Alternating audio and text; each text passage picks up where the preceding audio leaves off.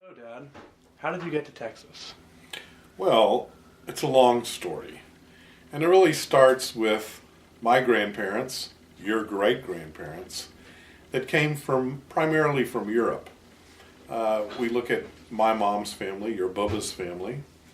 They were from Poland, around near Warsaw, and they came in the early 1900s.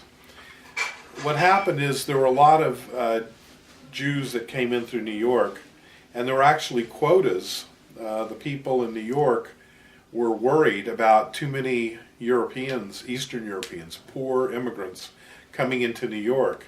And so they put quotas, and if they came into New York and the quota was filled, they'd have to go to the next port further down, and the next port further down. And eventually, the last port they could come into before they went to Mexico was a place called Galveston. It was a port, a very large port near Houston. And there were also some Jewish people in New York that encouraged Jews to settle in other parts of the United States. And Galveston, they had a special program to have Jews settle, to come through the port of Galveston and settle Texas. So Bubba's family had relatives in a little town called Corsicana that was between Dallas and Houston, actually fairly close to Dallas. And there was a family there that owned a number of retail stores, and they encouraged some of their family to come in and help them work in the stores. So Bubba's family came to Corsicana, and that's where Bubba was born. Now, even though it was a very small town, there was a lot of Jews there, and it had a very frum community. Bubba spoke Yiddish before she spoke English. They had rabbis there and shochets and mikvahs, and so that's where Bubba grew up.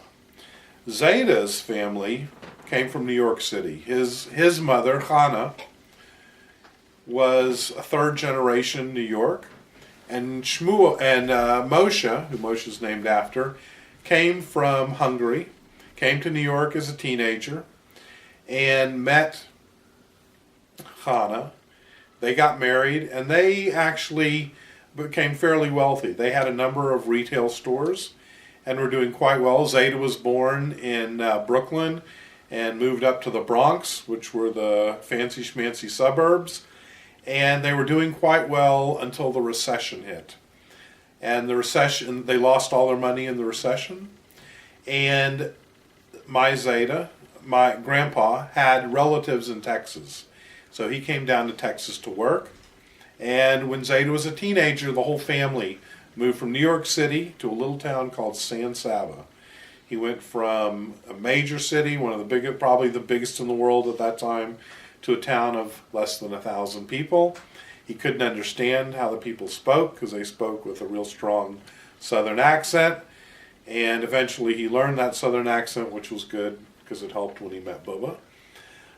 What happened is when both families, when it came time for their kids to go to college, they moved to the college town, which was Austin, Texas. So Zeta and his family moved so Zeta and his brothers could go to college. And Bubba and her family moved to Austin so Bubba and her sister could go to college there.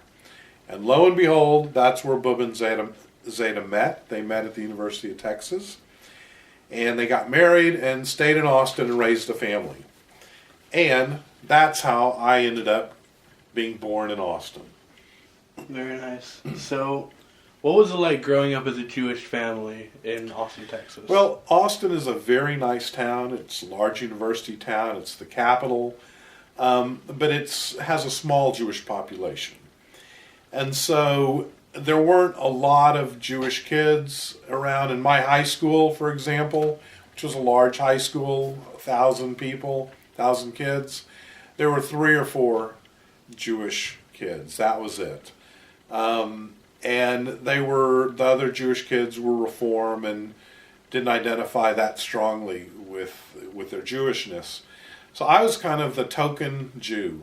Whenever there was discussion, whenever they had Christmas discussion, and they would want to give a little time to Hanukkah, they would always ask me about Hanukkah, and I'd have to prepare something. So I realized that I was the representative of the Jewish people in my little high school and whatever, in my schooling in Austin. I remember once in probably 4th grade when a kid who I kind of knew, we played together and stuff, we were like good friends, but he ran up to me and pushed me down and told me that I killed his God. It was news to me. I didn't really remember doing anything like that, and I kind of wondered about the smartness of this kid, that if I killed his God, why would he come over and push me down? It didn't fare well for him. The fight was quickly broken up by other people, and so there was some, anti-Semitism like that. More than the anti-Semitism were people that wanted to convert you to Christianity. A lot of Christians, especially Southern Baptists in Texas, and people would befriend you so they could kind of try and convert you. And it became often enough that you knew, some people were genuine and friendly, but there were clearly people who would all of a sudden become your big best friend or whatever those initials are, and then you just almost be watching your watch, waiting for them to come up and try and convert you once they became friends with you. There was prejudice. I remember once sitting I was in a cafe, and there was a table next to me where these people were talking about, the trouble with this country is the Jewish bankers, people like the Rockefellers, and they mentioned some other names that weren't Jewish. And I was going to mention and let them know that the Rockefellers weren't Jewish, but I decided just to keep quiet because it probably wouldn't have helped educate them much anyway. So you did encounter that kind of activity, which is very different from growing up in a place like Baltimore that has a much bigger Jewish community. So that was what it was like growing up in Texas. Okay. Thank you very much for meeting with me. Oh, my pleasure. Anytime. Thank you. And if you have any other further questions, please feel free to contact me. You know where I live, and I'd be happy to visit with you further. Thank you very much. Okay. And how long was that? Because you should go and add a segment about Mom.